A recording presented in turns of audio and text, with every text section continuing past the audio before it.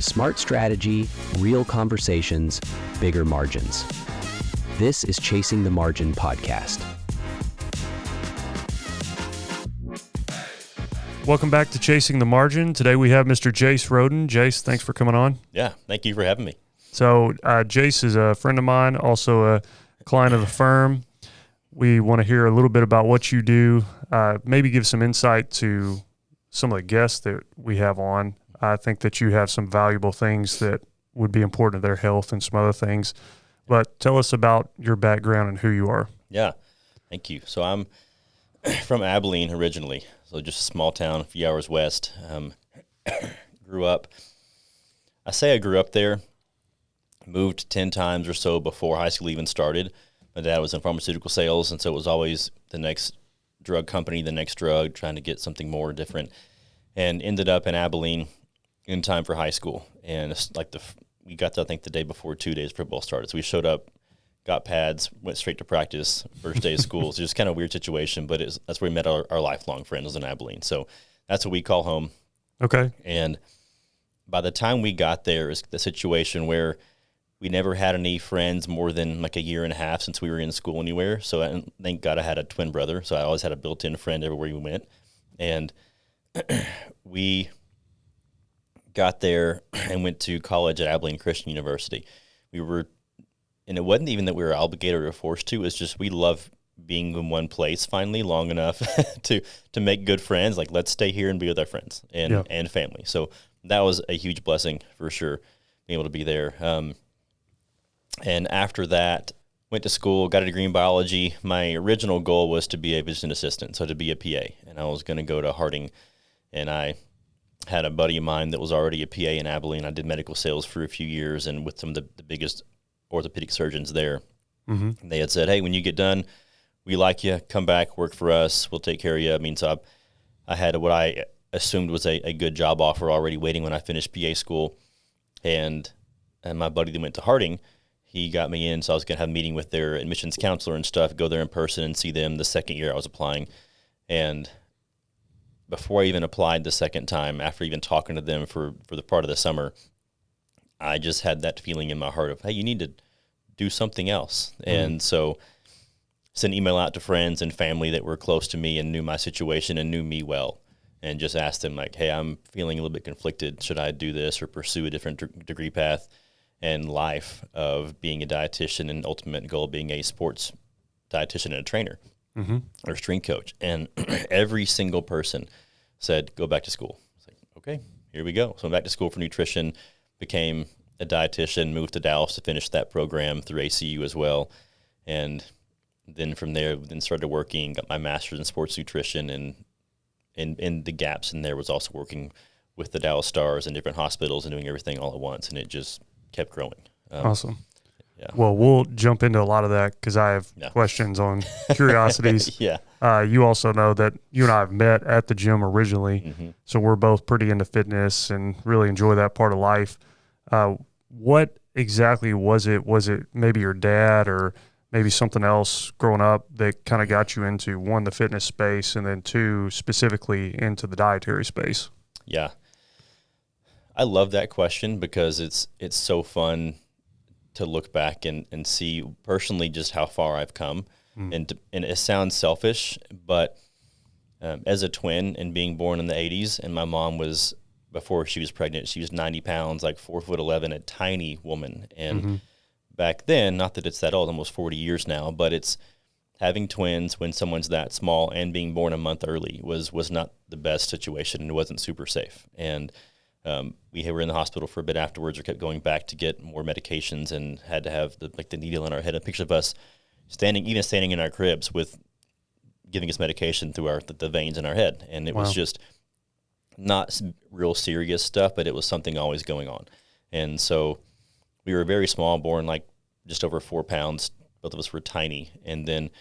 But what got me into it was that obviously that size and being born early and being a twin. And I always say he took all the genetics, and he was bigger than me, but and he stole it. But it was just being so insecure and being small in high school, and being like 90 pounds and 5'2" as a freshman coming in, and always seeing my bigger friends or the guys you see on TV or back then in magazines and on the internet of like how big they are. And being so insecure and frustrated that I couldn't perform well, or even though I was semi-athletic, just like, man, if I was bigger or taller or stronger, I would be so much better. And the only thing of those I could change myself was being stronger.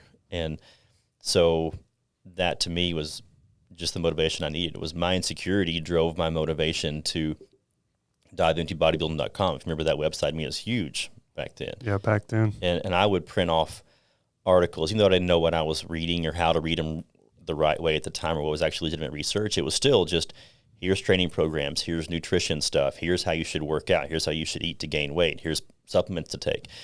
Even at 14, 15 years old, I dove into that stuff hard. And I would print stuff off, read it at night.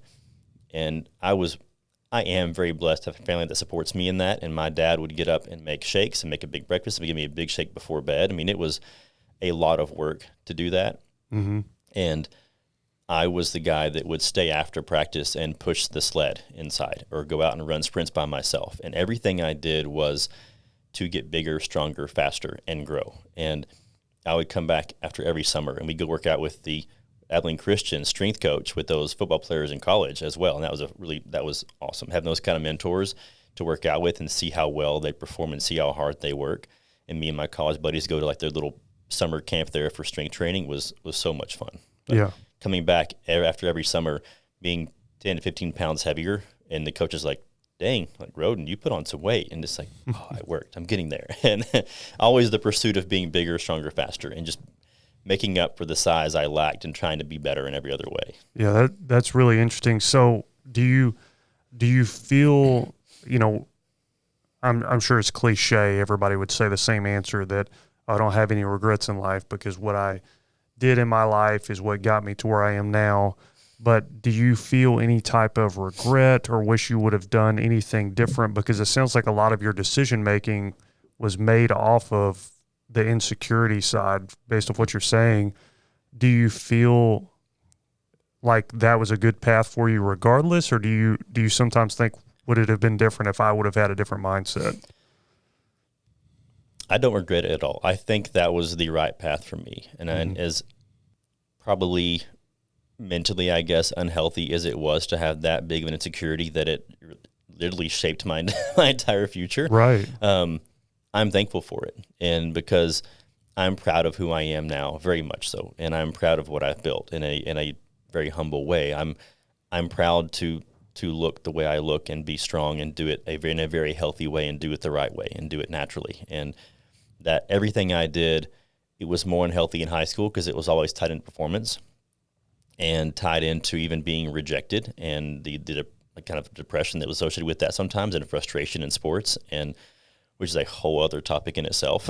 Yeah, of for the sure. political side of sports, especially in high school when your team is actually really, really good, but it's a small school. That was tough, and that was really hard on me in high school. But I wouldn't change a thing. I think that was the right path. That I always look at it as, even for having 2 degrees going back to school, it's like God had a plan of me to get from A to B. And of course, in our human minds, we see it as, oh, let's get there in a straight line. And God's like, no, you're going to go this way, and it's going to be this and this, and it's going to split a little bit. You're going to come back, but you learn so much on the way about yourself and about life. And my knowledge expanded so much more by taking a very long path to get to where I am now. And it's been tough, but I wouldn't change a thing. Yeah. Well, I definitely agree with you I think this was the right path for you. You and I haven't known each other that long, but seeing the growth trajectory that you've been on for what your business is doing now, and then also kind of the decision-making, I think I kind of met you around the time when you went from the W-2 side of things to really starting to push yourself out and to really just bet on yourself, and to see you go through that path, and specifically in the industry that you're in, it definitely feels like this is what you were meant to do. But at the same time, I think that people listening, it's really nice to hear somebody be so open about, hey, I did a lot of the decisions that I did because I felt insecure, because especially we've talked about it with other guests with, masculinity and whether it's healthy or not with the way that it's projected by some people.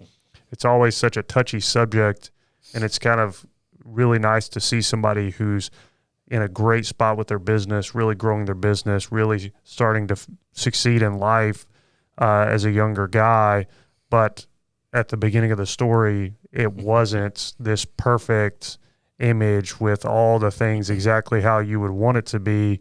It was facing those demons of insecurity. So it's really cool to hear you talk about that. Thank you. I appreciate that. That means a lot. So let's, obviously the fitness side, that's pretty clear. Like, you know, you wanted to get bigger, stronger, faster, but you and I both know the fitness industry has all kinds of career paths that you can do.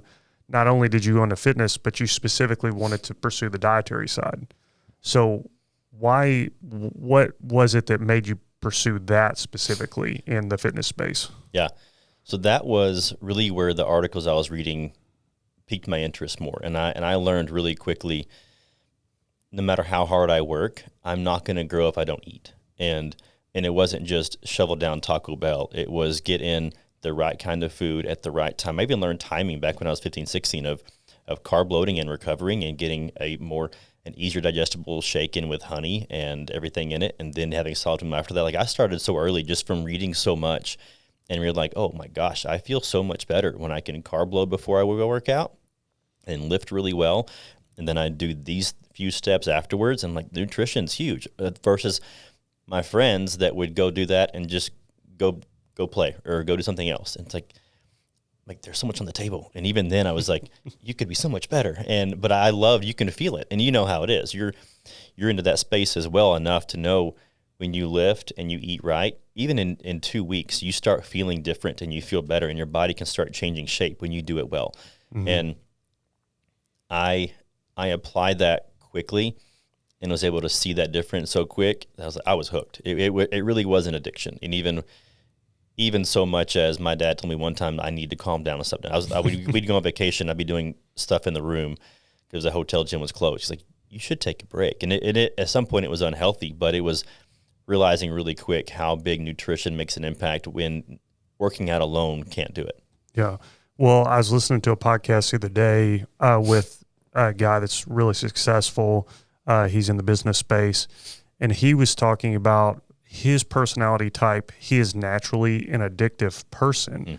He just happened to choose things such as business and health and other things in his life that were healthy, but he still does them the way an addict would do certain things.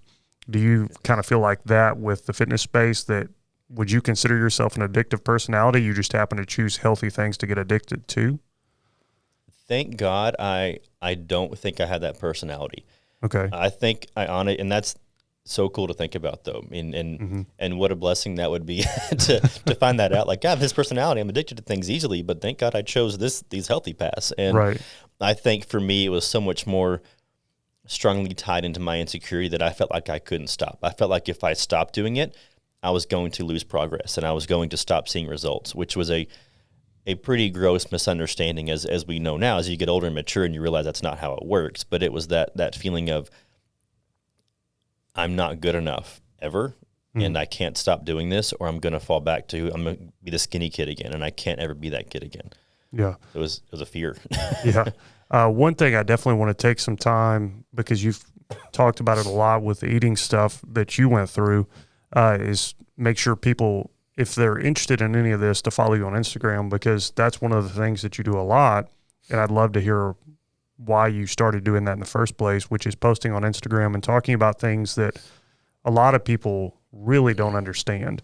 And I think one of those, and you can explain this much better than I can, but I'm going to take a stab at it, and then you can correct me. But even things such as like trying to lose weight or trying to achieve things that people just assume the only way to do it is a calorie deficit, that may not necessarily be the case, because there are refueling points during your either workout sessions or through your training cycles that you have to do things opposite of what somebody would traditionally think. And you post a lot about that on your Instagram with like specific things people should do on specific days if they're doing these types of programs. So talk to me, one, about why you started posting that in the first place, and then two, maybe just an example of some things that people are common misconceptions. Yeah.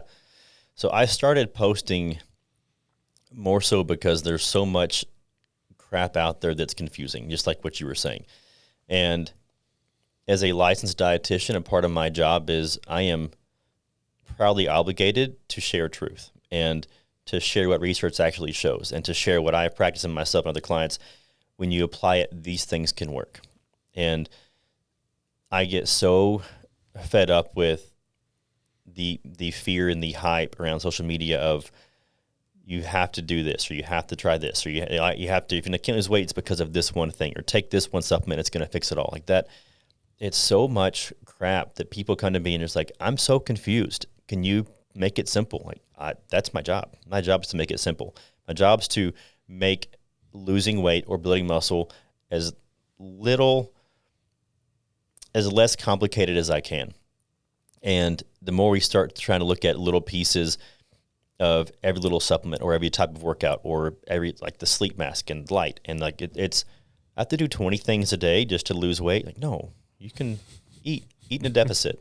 To start there. And so part of it is just building the basics. And that's why I started sharing stuff, because I got so frustrated by, and it was so common to have every single client come in and say, I'm seeing social media, what should I do? I'm like, you're hearing that? That's so dumb. Like, why is that even out there? And so I relate to that in my field a lot.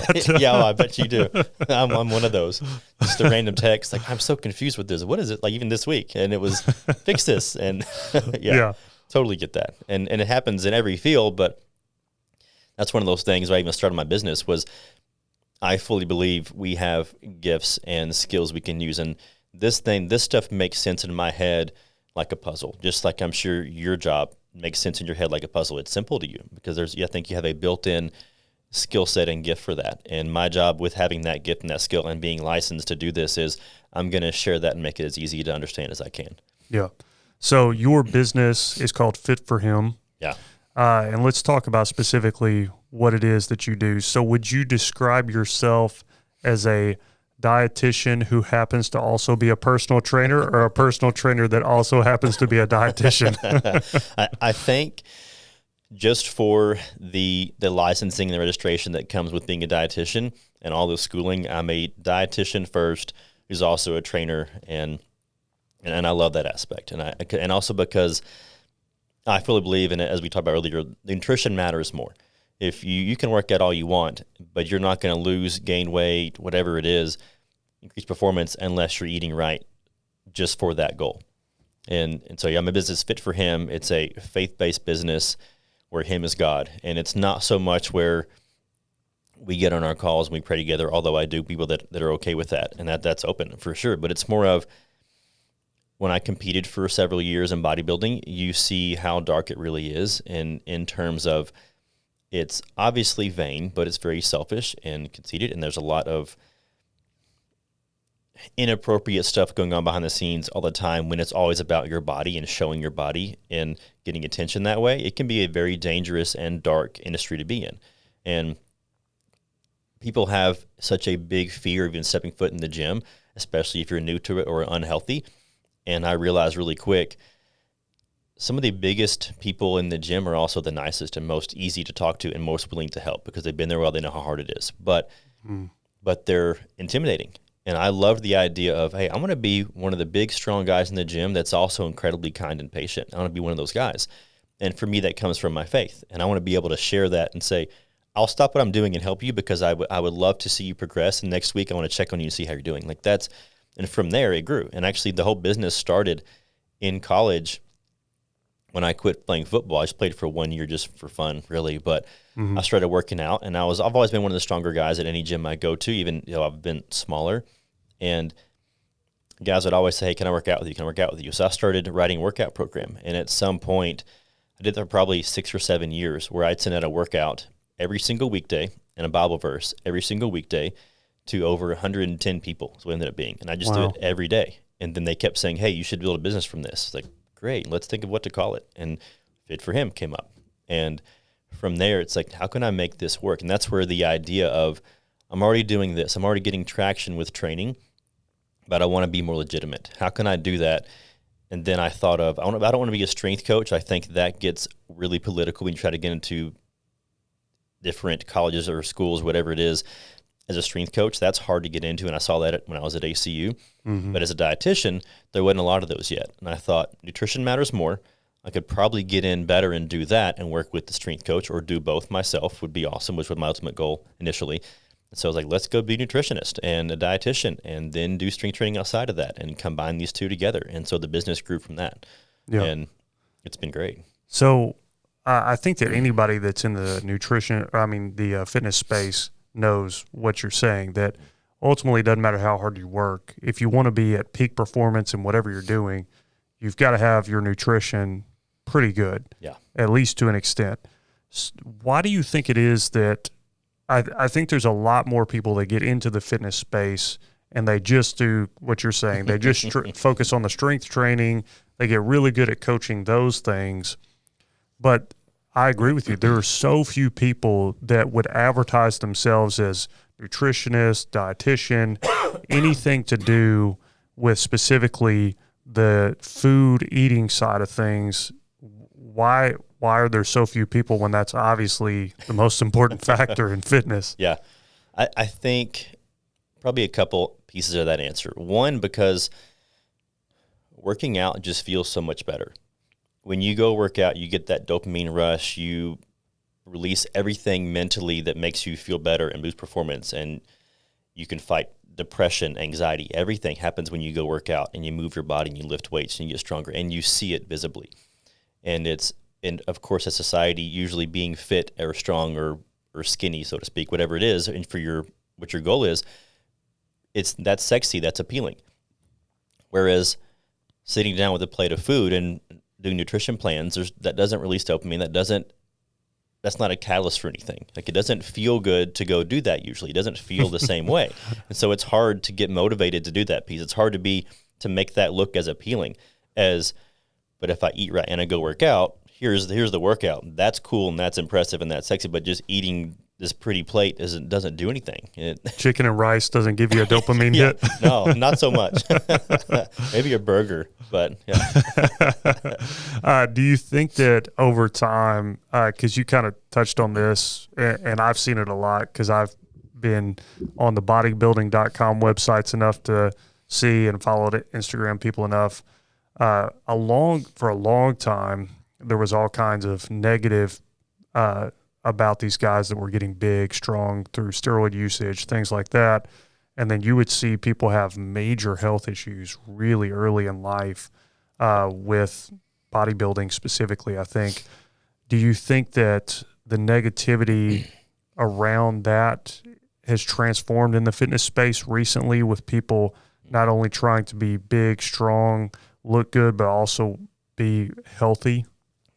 For sure. I think, and of course the downside of it was the people that got the most attention from taking steroids, of course, were bodybuilders and pro athletes, and they were the ones that already have a lot of attention. So when they do something bad or when they die, everybody knows about it, versus everybody else that was just taking it. That was the normal guy at the gym, like, oh, he just had a heart attack, whatever, and it's not as big of a deal, not as relatable. Mm-hmm. But we would tend to, as a society, see those people that we already saw on TV or in the magazines and relate them more to, oh, it's because of steroids. And no matter what it was, whether it was anger or depression or suicide or heart attacks, like, it was all related to that, just that quick. And mm-hmm. So there's been a huge shift, though, that I've seen as well. I think more so because of the bigger uptick and popularity in TRT.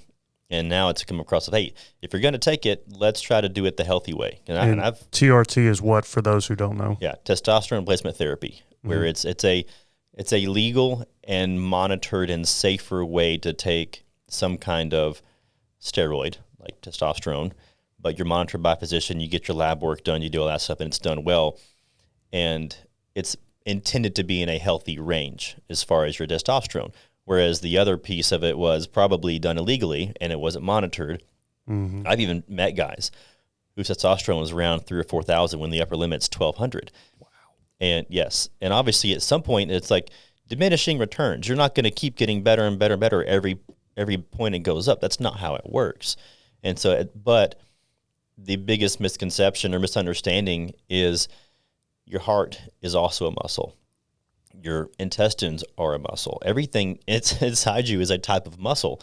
And because you're injecting any kind of steroid or growth hormone, whatever it is, it's not just isolated to your biceps and your legs. It's not just skeletal muscle. It's also the other smooth muscle and every other intestinal muscle, whatever it is. They're all going to grow, which also makes them get thicker, which makes them function more poorly. And that's where the issues come from. So it's the misunderstanding that it's just going to make your muscles grow and make you look bigger, but they don't understand the side effects of that it affects all muscle tissue over time. Yeah, I don't think, people talk about wanting to build muscle, and I think that's exactly what happens is they think, I want to have bigger biceps or bigger legs or bigger chest or bigger back. But like you're saying, people don't think of all of your internal muscles. They never think about, like you said, your heart is essentially a muscle and you need to work it just like you would other muscles for it to be healthy. And you need to treat it the way that it needs to be treated for it to be healthy. And those types of things are probably one of the most important things that you could ever do for a client is to help them understand that like your entire body is important. Yeah. So you've worked with professional athletes. You've also worked with a lot of people that are just kind of normal, average Joes, we'll call them. One of the questions that I'm real curious about is there a big gap between somebody who's a professional athlete and somebody who is just an average person? Or are there a lot more similarities than we may think? That's a really fun question to think about. And my mind goes in a couple of different directions. The first one being the athlete, especially pro athletes, they're very inherently motivated because they're getting paid to do this. And they get paid to show up in time to eat breakfast and stretch and work out and then rest and then go skate and then rest and then recover and then eat again and then go home. They get paid to be there, being active and doing their sport, which includes food and exercise for being 6 hours, 7 hours a day sometimes. And they're getting paid a lot of money to do that. Whereas obviously the average Joe, they have to fit it in around their schedule. They've got family and kids and work and dogs and vacation and sick, whatever it is, but they have to fit it in around so many different variables, and it's not included. And so the biggest piece I found is with the average Joe, my job is a lot more of let's help you learn how to incorporate these things little by little to build a new lifestyle and make more healthy routines and habits that can fit in with your family time and with your travel time. Or when you're sick, here's what you do. Versus the athlete, it's you already have the lifestyle. You're paid to have this lifestyle. And now my job is we're going to either help you lose or gain weight so you perform better, or if you're at a good weight, we're going to optimize performance so you can actually see another 10, 20% better performance or skate time, or you're more explosive or whatever it is. And so it's, in that sense, my job is very different, whether we're focusing on building a lifestyle, routines, and habits and working in slowly, or it's just you've got it down, you're paid to do it, now I'm going to teach you how to do it better.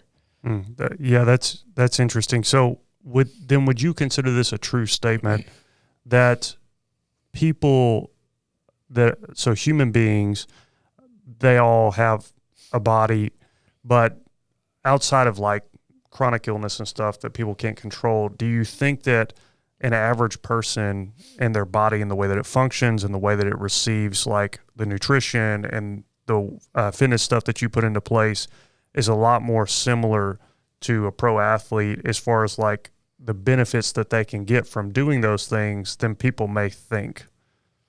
Yeah, good question. I would say yes. I think for the caveat that pro athletes are there because they're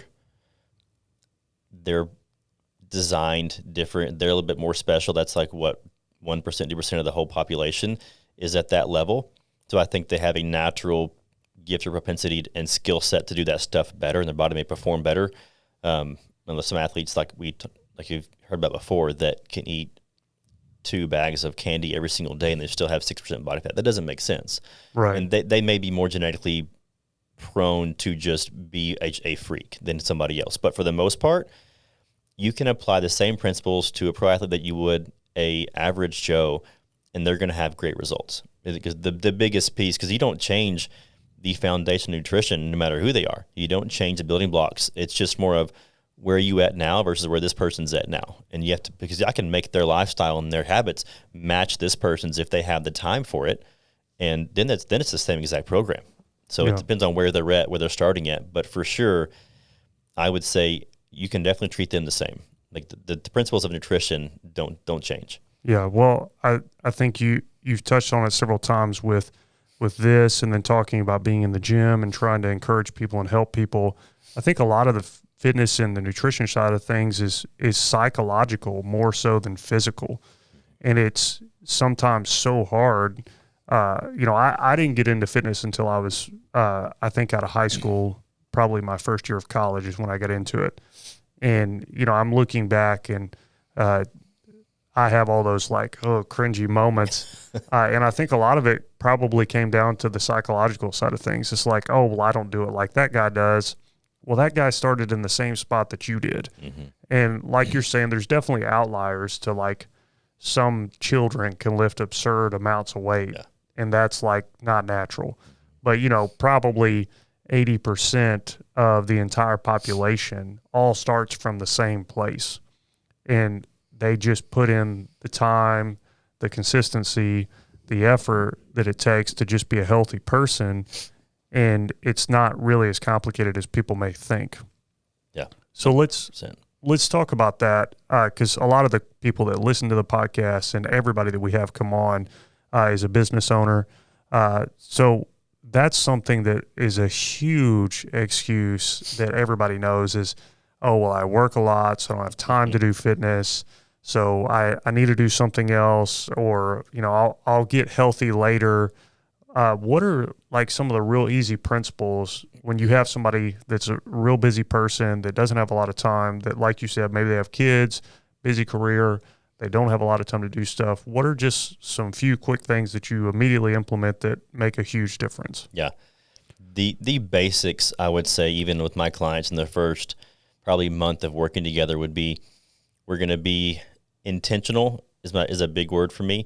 Be intentional with protein intake, fluids, fiber, and movement. Those four things can drastically change your appearance, your health, everything. And there's even been a study that came out, you probably heard about it, where this guy did nothing but McDonald's for a couple months. And it was every single food and drink was from McDonald's. But he was in a calorie deficit. Yeah, it sounds awful. Yeah, it sounds awful. But he was in a calorie deficit. And when he was done, every single lab marker improved. He lost body fat and put on muscle tissue. Just because of the calorie deficit. Yes.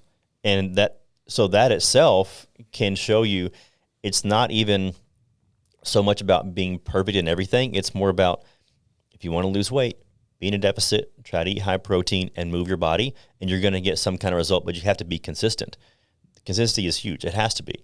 If you're the person that's going to go work out twice this week and then you're too busy for 2 weeks and you come back, you're not going to see anything happen. So it has to be, no matter what you do, it's got to be consistent. Otherwise, you have no chance to see any results, to see what's working or not. But okay.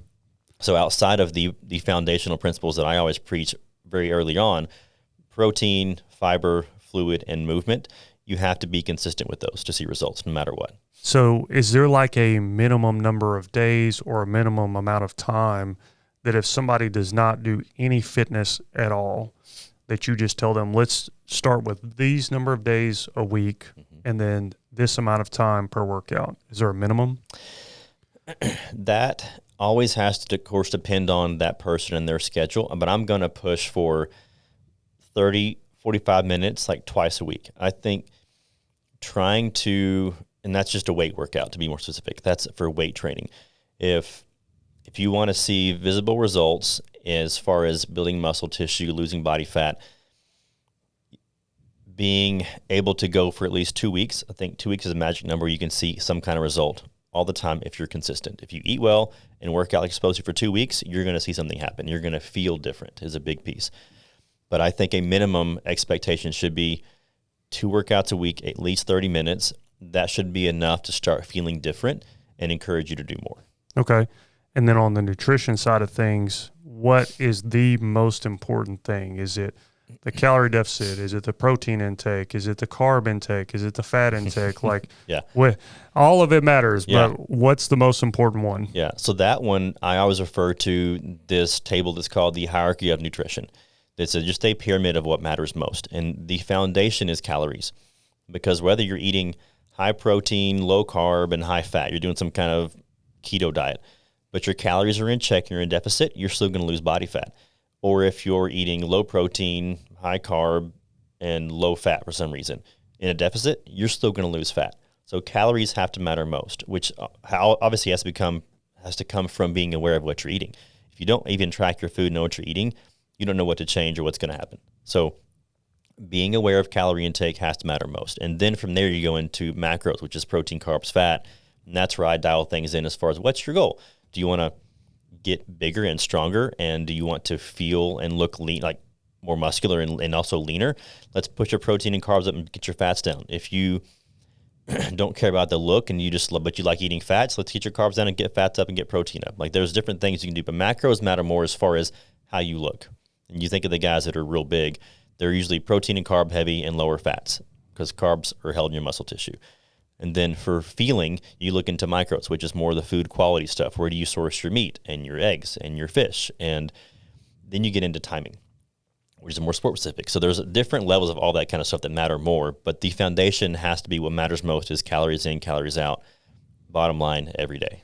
Well, that's interesting as well, because it sounds like you can have clients and they have different goals, and even the different goals can change what types of food you're going to tell them to eat. And that's really interesting to me, because, you know, I've never heard somebody say, oh, well, you can eat more fat if you just bring your carbs down because this is what you're trying to get to. You know, I think everybody thinks it's like, oh, no fat, or oh, no carbs. Yeah, like, exactly. You know, it's either one or the other, and they're like, no, this is not a good idea. And it sounds like to you it's really depending on what the goal of the person is and how that person's body adjusts to it. Yeah, for sure. And also what kind of sport they do. Is if you're an endurance athlete, we for sure have to get your fats up 100% and your carbs. But if you're like a hockey and soccer, or what they call high intensity intermittent sports, where it's short bursts of sprints and then you walk or you just float around the ice, then you sprint again, then you stop.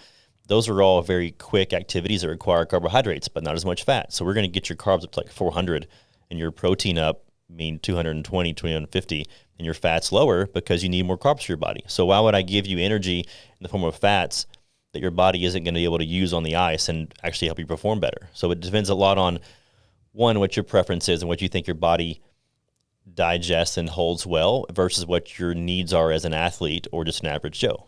Yeah. Another, we'll call it a myth for now, maybe it's a truth, that I've heard a lot is people's bodies react differently to different things. And it's just sometimes what works for one person may not work for another. Do you find that true in your client base, where like maybe somebody sees extreme results by doing squats as an example, but another person sees extreme results by doing leg press? Like, is it as easy as that, where everybody's body's different and you kind of have to see how their body reacts first? I think this kind of goes back to nutrition, where it's the same principle, I believe, where probably 85, 90% of the population can do similar things in the gym and see the similar results. But because of the way that we're built, where I have a very short torso and long femurs, I am built to deadlift, and I can do that well without pain with a lot of weight. Whereas you may hate them because they don't feel good, but maybe you're really good at bench press, whatever it is. So I think mechanically we're designed to do different things very well and excel and have different kinds of growth.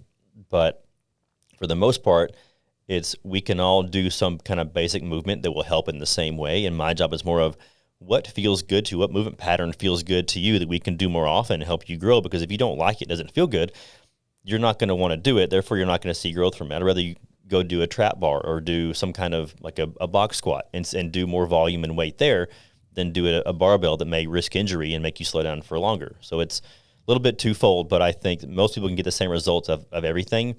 But you always have to consider how they're built and how to tweak little things here and there, and also injuries, of course. Okay, so how do you think that the most important thing when you're starting to work with a new client is really just figuring out what they like and what they don't like? Is it as simple as that? Yes, for sure. I think I have an initial intake form of what's your experience with lifting? What do you like to do? Even, of course, even with eating, what do you like to eat? What do you not like to eat? And then you have to build a program around that. If I tell you to go eat this and then go work out this way and you don't like that, you're not going to want to do it. So the first step has to be, what do you already like to do? What's already comfortable? I'm going to let you, then we're going to work on now do it harder or do it better or do it more often. And then we're going to grow from there. I'm going to throw in my own little things of, but you need this and you didn't know it yet, but we're going to throw this stuff in there too that could help you get better in any kind of way. So it's more of starting with what they like to do and then growing from there and then sharing, here's what can also help. Here's the research behind it and here's why. So you understand deeper of what we're going to do. And then that'll motivate you to keep doing that as you already see progress from the stuff you already like doing. Okay. So you've confirmed a lot of our truths that a lot of people know about fitness. Is there like one big thing in fitness that you're like, everybody believes this one thing is true, but you're like, this is absolutely just complete bogus?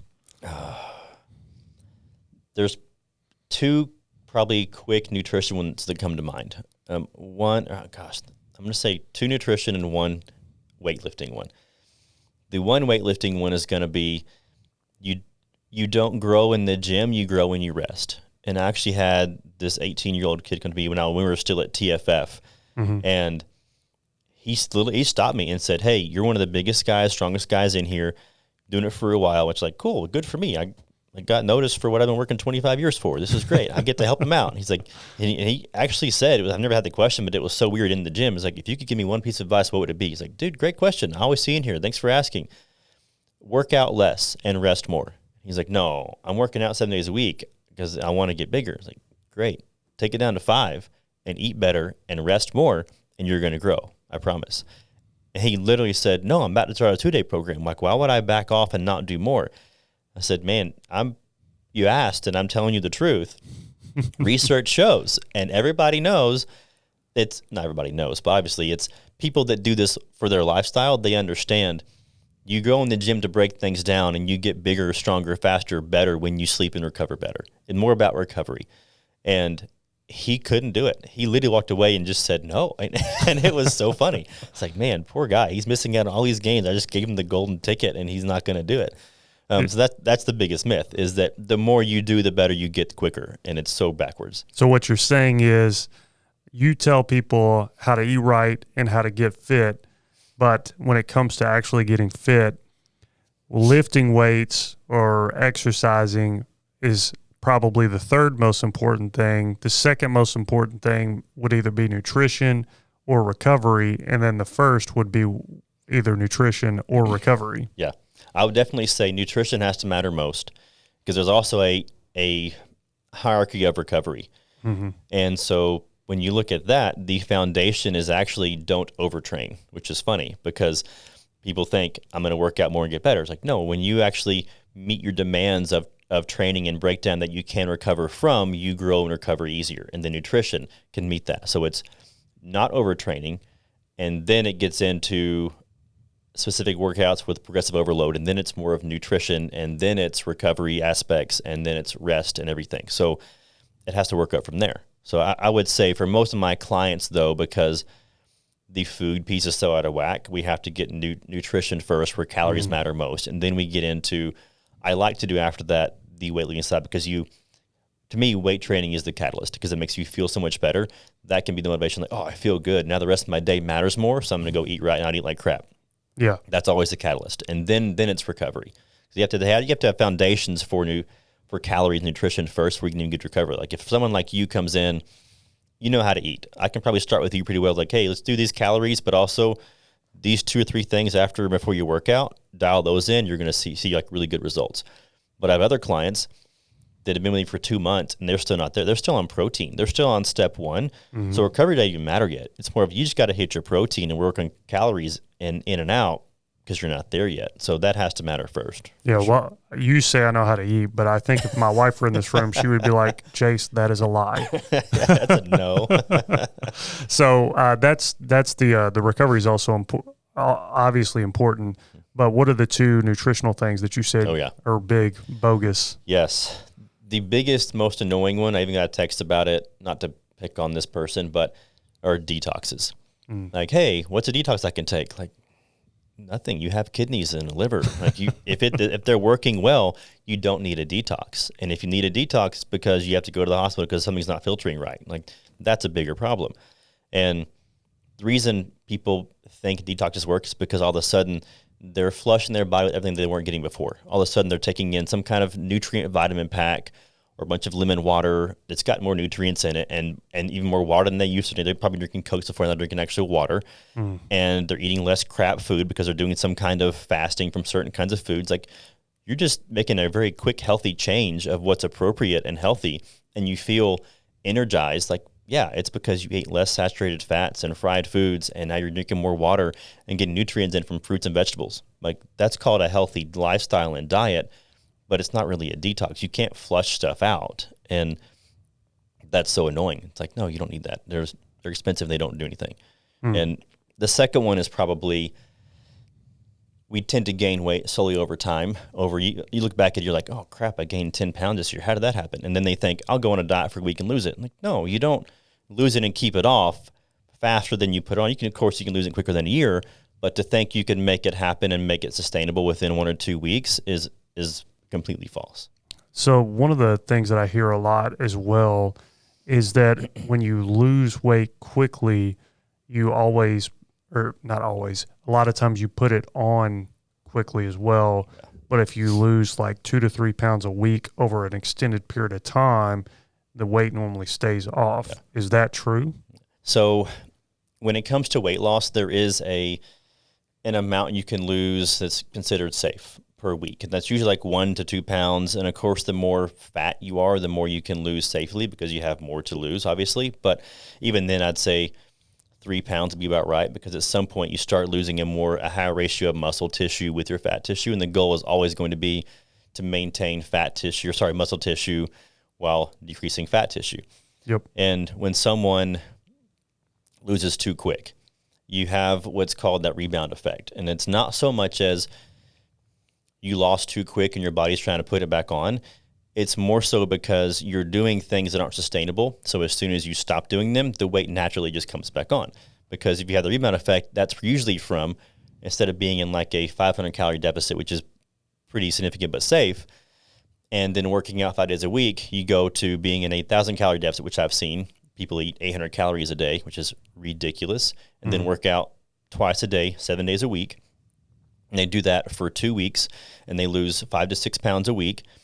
And then they stop doing it because they went to the wedding or they went to the vacation, and they gained 10 pounds back only because all of a sudden your output went from 1,000 calories a day in exercise to 400, which is normal, and 5 days a week and not 7.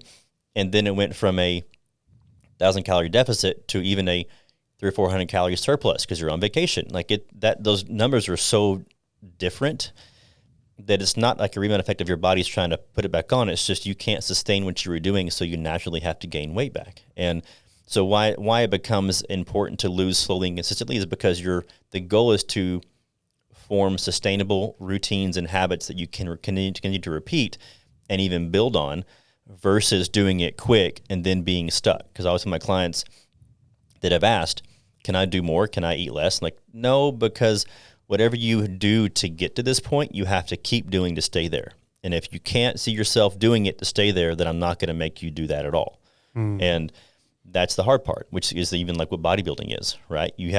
That's the extreme of dieting, is you get there and then everybody knows after a show, they go gain 10, 15 pounds back, and that's why they have a reverse diet. And that exact reason is you do a reverse diet, you go back up slowly on purpose. So there has to be some kind of intentional and controlled weight loss based on principles and routines and habits that are sustainable and very intentional to make sure it's controlled to build a new lifestyle, versus just doing it quick to lose weight. That's when you can't sustain that. So you have to gain weight back.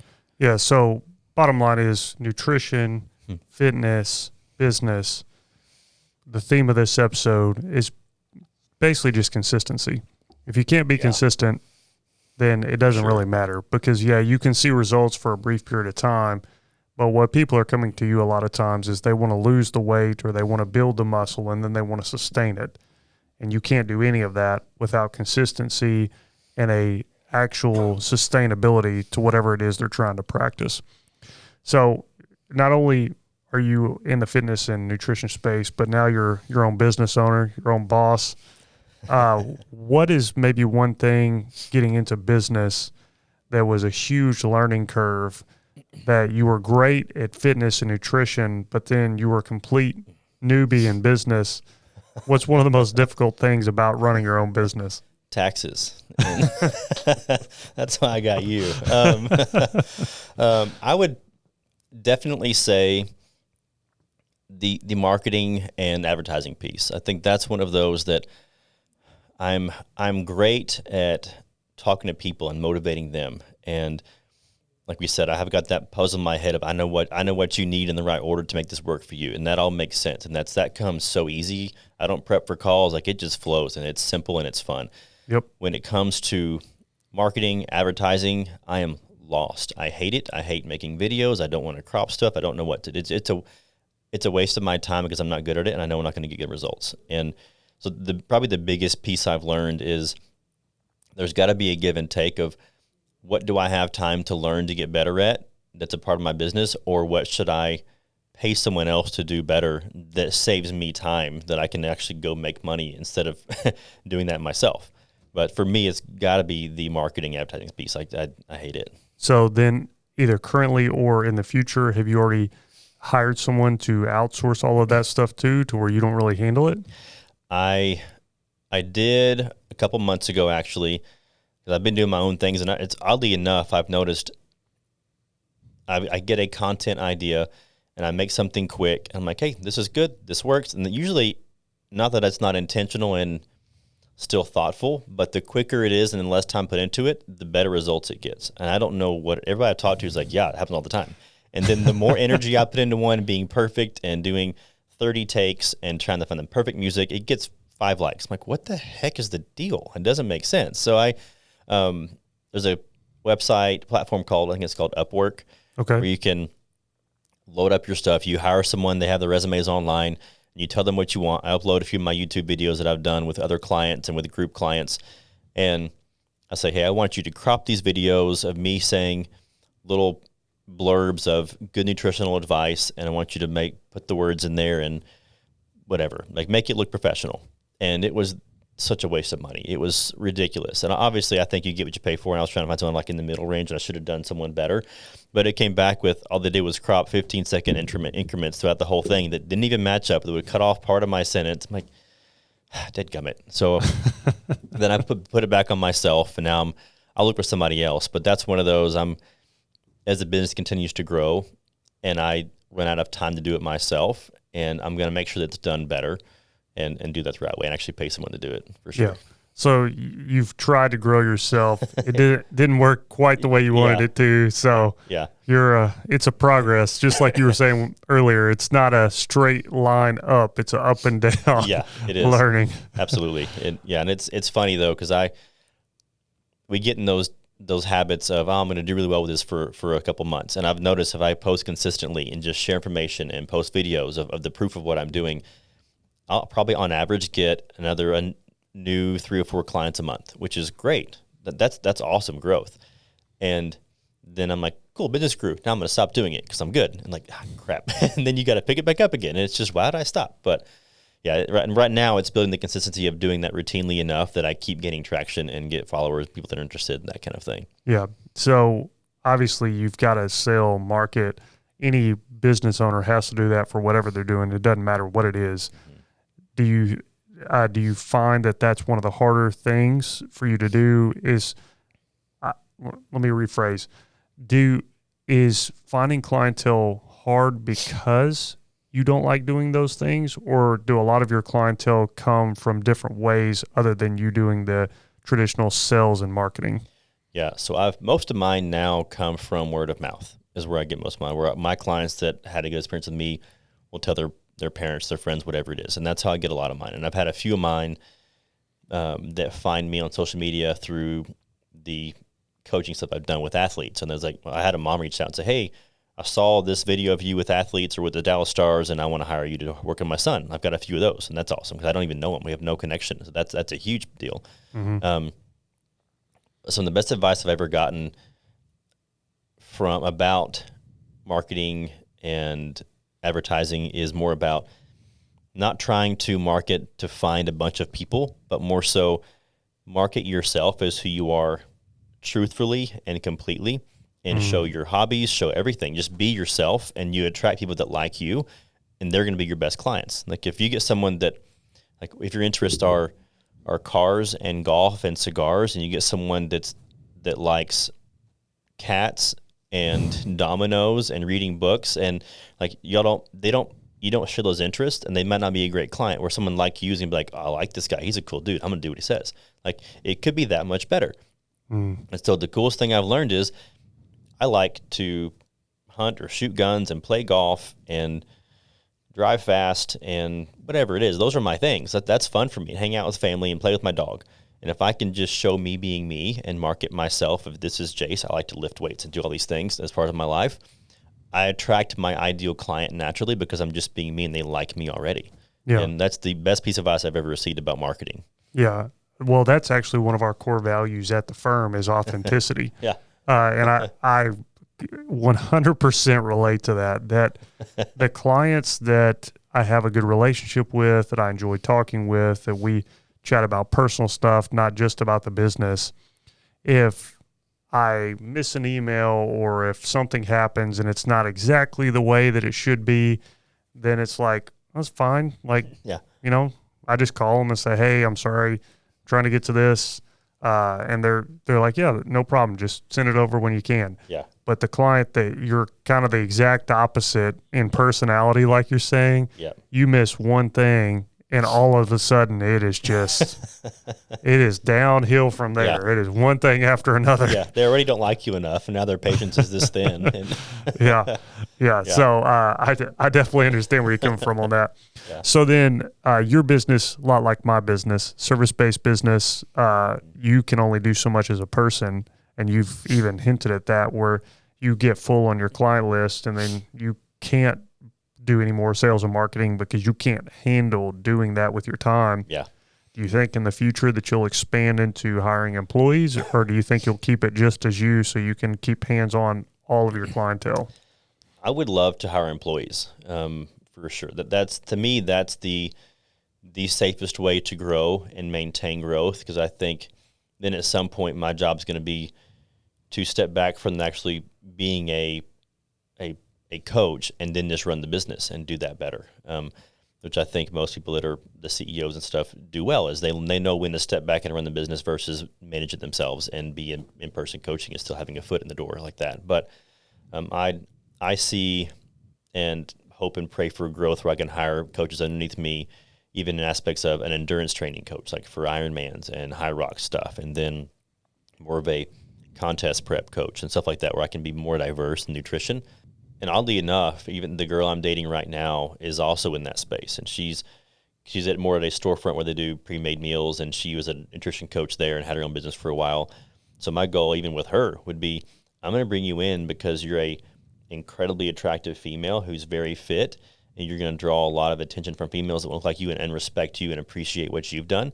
Like if I can, my first goal would be bring her in and then grow underneath that. And then also with the hope of marriage, it's let's do this thing together, have business together. We can both grow and learn how to do it well together and have been, what do you like the term power couple? Like that'd be incredible. So ultimate goal is obviously 100% keep growing, hire employees, get more coaches, and even bring the girlfriend to do that for sure. Yeah. I like that little humble brag you did there. She's an incredibly attractive female. Yeah. Toot Jace's horn. Yeah. So far out of my league. And just even a quick blurb, like even we were at Target over the weekend. It was just so funny. She'll go off and find something by herself, and I'll watch her walk back. I'm like, if I saw you in the wild, I would just think, oh, she's going to be a great wife someday. And it wouldn't even cross my mind she's for me, which is so funny. But yeah, like that's she's been a blessing for sure. And humble brag, 100%. Like she's so far out of my league. I don't know how that happened, but well, good for you, man. Goodness. Thank you. So Another thing that is a real hot topic on the podcast, because it's a real hot topic in anything, is technology and where that's going, and artificial intelligence, AI. Yeah. Is there anything, because your space is like so hands-on, like it's so in person, is even your space starting to change with either the way that you do things or the way that you're coaching people or the communication? Are there AI tools that you're using even in your space? Yeah, not so much, I mean, in the personal training side, except for building workout programs has become a lot easier, because usually I'd sit there for a couple hours and write a program for a guy that's got a calf injury and a left shoulder replacement or whatever it is, had these kind of injuries, and I have to say, great, here's a template I already have. How can I tweak it for this one person? Now, I literally this past week went into AI, ChatGPT, and just said, build me a workout program for 5 days that's more of an athletic-based program for a guy with a left calf injury. His shoulders aren't great. He can still do some pressing motion without pain, but not progressive overload. But he can maintain weight, doesn't like a barbell deadlift, but he can do squats. And it spit it out, and it was incredible. And I'm like, here you go. And it was accurate? It was accurate. It was good. It was a very well-written progressive overload with days of core and conditioning and upper body, like push-pull strength work. Then 2 days later, it's push-pull explosive work and core. Like it was really well done. I was surprised. I looked at it and had to be careful. I'm not just going to send it out without looking at it, but I looked at it, tweaked a couple things that I know were just for him. Mm-hmm. But it was really impressive, and it saved me probably an hour and a half of work at least, and It was great. Same thing with a high school athlete. It's like, hey, write me a program for a high school athlete playing baseball to be careful with shoulder health, but really focus on lower body strength and power, and focus on trap bar movements. And it's awesome. And so I think for writing programs like that alone, it's really, really good. It takes just a lot of my energy away from being perfect a lot of times. Like, hey, this is great. And nope, not that we're trying to be deceitful, but nobody's going to know if I wrote every bit of that myself or not. And it's still a very, very good program. And I remember thinking, if I sat down and wrote it myself, like, I would write this exact thing probably. This is a really good thing. I would write this. This is great. Yeah. And for the nutrition side, it's become such a really helpful tool, because a lot of apps now even have a feature you can take a picture of a plate of food and it will say, oh, this has this much protein, carbs, and fat, just by looking at a picture, which is crazy. Like any picture? Yeah. You can take a picture of a plate of nachos or whatever it is, and it's say, this has about, because it probably uses the typical dimension of a dinner plate of like 8.75 inches, and it looks this hot. There's about this many chips on it. There's about this thick of cheese. Like, it does it all so quick. Wow. And there's chicken or whatever kind of meat source spread out this often, and they're about this big. And it's pretty accurate enough that if you use that consistently, I bet you'd still see results. And it's crazy. And even a guy that's helping me build a platform for my coaching side, he can integrate AI that just says, because I'm trying to build a new meal tracking app as well that's integrated into that. Mm-hmm. And he can just type some stuff in there online and make AI generate these correct formulas for it. And like, that's like my brain in a table all of a sudden, and it's so quick and easy. Yeah. And because I spent 2 weeks trying to build these long 3-tabbed Excel sheet formulas that all connect for athletes and auto-populate everything someone needs for any kind of day where they work out 5:30 in the morning or mid-morning or lunch, whatever it is, different time frames. All they do is put in their height, weight, goal, that kind of stuff, and it just goes over 3 pages. I spent 2 weeks seeing all the formulas, and it was still not perfect. And then he went online, like, ask AI to do it, and it did it like the first 2 pages so well. And like, that's impressive. And then I just go in there and kind of tweak little things that I think are more appropriate. But AI is changing the game for sure. They're making it easy. I hope that obviously you can't mimic the personal aspect of that. So I don't think you can take away coaching, because AI is not motivating. AI is not going to encourage you and keep you accountable like somebody will in person. So that side of it will never change. I think people are always going to want someone in person to keep them accountable and coach and guide them. But when it comes to making that process easier of knowing what's healthy and what to work out and how to eat and tracking food, like, that's going to be so much more simple, which is awesome. Yeah, for sure. So at the end of every podcast, we like to ask just some fun questions, and I kind of wrote some that were specific to you, and I'll chime in too, because this is something that I thought related to me too. So fitness, what is your favorite workout? And you can, let's be general, maybe like type of workout, and then specifically like what is your absolute favorite thing within that type of workout to do? Okay. Probably my favorite body parts to work are legs. Okay. It used to be back, and then my legs were small, so then I actually used to wear sweatpants every day in the gym for years just to hide my legs. I was so embarrassed, and that's not even a joke. Like, I hated them, and now I now do legs 3 days a week. I love legs. It's more often I do it now. They're growing, they're stronger. So legs, and it's such a different feeling of wearing your legs out and getting a massive pump in your legs than anything else. And so you wear short shorts now to the gym? I wear short shorts, and I show them off, and I worked hard for them. Yeah. So yeah. Legs are probably the favorite thing to do nowadays. But my favorite lift is a deadlift. Yeah. I am just built for deadlift, and I can go in there and pull a lot of weight and do a lot of volume, and I have no back pain, and it feels smooth and simple, and I can wear myself out, and I'm good to go. It's my favorite. Yeah. Well, for me, it's changed a lot, and I'll be so curious to see if your life develops like mine has as you get older. But, you know, I used to love powerlifting, and I still really do like lifting. It definitely gives me those endorphins that is hard to replace. But probably in the last year, I've gotten really into running. And probably right now, my favorite thing to do would probably be to go on a good long run to where, like, yeah, which like 3 years ago, you'd be like, oh, yeah, no, absolutely not. No. But yeah, I think like just knowing that it's really good for me, and you, at some point in the midst of death, you find that runner's high eventually. Yeah. I don't know. And hitting that, it's definitely like really cool. So it helps that all of my friends are also getting into running now. Yeah. So, you know, it's one of those, well, if you do it, I'll do it type situations. Yeah. So maybe we'll pull you in and do runs eventually to where you can run with us. Man, I would give it a shot just for the sake of heart health. Is exactly. Probably my go-to. I still do, my cardio these days is more on the bike. Like, I'll get on and do sprints on the bike. I love sprint work. I like the feeling of being more athletic, and I love that mindset of I'm performing like an athlete does and like a running back would or something. Now that's fun for me. And I even tried to go run.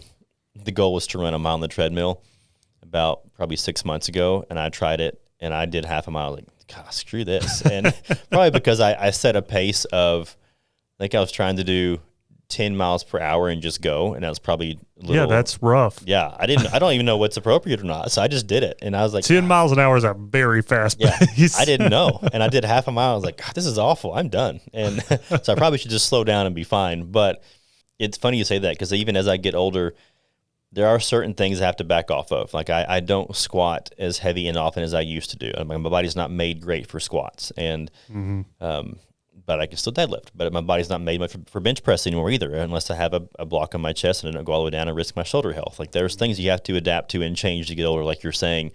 But oddly enough, even in the past year, I'm 38, and I'm realizing I'd love to be more diverse than just the guy that's strong. Like, I love the idea of being better, and I think since I can't keep improving in the gym as much, I think we have this limit and threshold of your body can hold this much muscle tissue and you can get this strong. That's kind of what you're built for, and that's really it without taking steroids.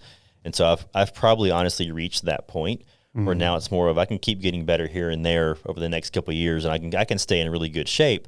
But the avenue I haven't dove into yet is running. And what if I can get better there? Because I don't do it. And so that, I think it's probably a masculine drive to get better at something, because we can't get better at this thing anymore. And just the man in us is like, I have to go compete again and compete against myself. Because even I've had the little inkling and an idea of like, what if I did a half Ironman just to see what happens? And I hate it. I hate saying it out loud because now it's like I'm going to be accountable because I just said it. But yeah, it's recorded too. So dang it. But I think you're onto something. I think there's something about like the masculine urge to keep competing and doing something different to make yourself better as you get older, and you can't be stuck and stagnant in this way. And it's different, but scary. Yeah. Well, not everything's about making yourself better. So then another question is, what's your favorite cheat meal? Oh yeah, man.